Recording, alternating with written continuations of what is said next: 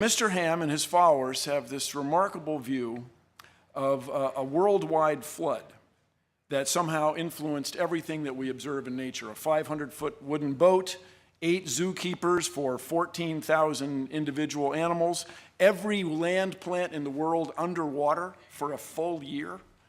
I ask us all, is that really reasonable? You'll hear a lot about the Grand Canyon, I imagine, also, which is a remarkable place, and it has fossils. And the fossils in the Grand Canyon are found in layers. There is not a single place in the Grand Canyon where the fossils of one type of animal cross over into the fossils of another. In other words, when there was a big flood on the earth, you would expect drowning animals to swim up to a higher level. Not any one of them did, not a single one. If you could find evidence of that, my friends, you could change the world. One of the extraordinary claims associated with Mr. Ham's worldview is that this giant boat, very large wooden ship, went aground safely on a mountain in the Middle East, what we now call the Middle East. And so places like Australia are populated then by animals who somehow managed to get from the Middle East all the way to Australia in the last 4,000 years. Now that to me is an extraordinary claim. We would expect then, somewhere between the Middle East and Australia, we would expect to find evidence of kangaroos. We would expect to find some fossils, some bones. In the last 4,000 years, somebody would have been hopping along there and died along the way, and we'd find them. And furthermore, there's a claim that there was a land bridge that allowed these animals to get from Asia all the way to the continent of Australia, and that land bridge has disappeared in the last 4,000 years. No navigator, no diver, no U.S. Navy submarine, no one's ever detected any evidence of this, let alone any fossils of kangaroos.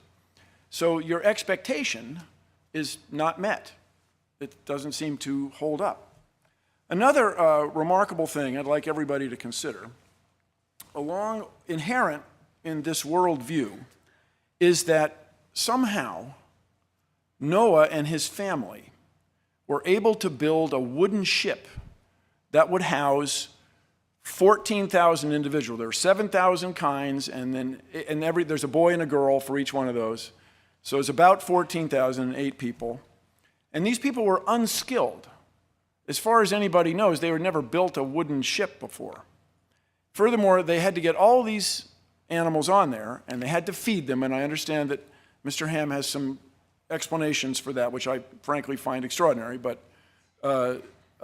this is the premise of the bit.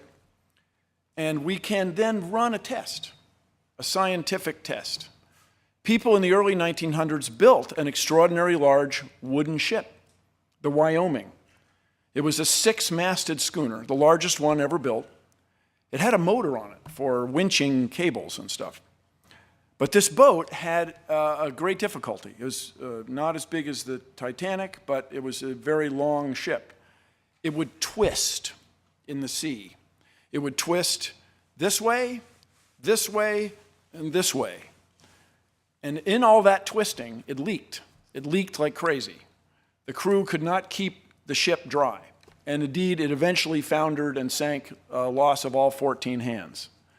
So there were 14 crewmen aboard a ship built by very, very skilled shipwrights in New England. These guys were the best in the world at wooden shipbuilding.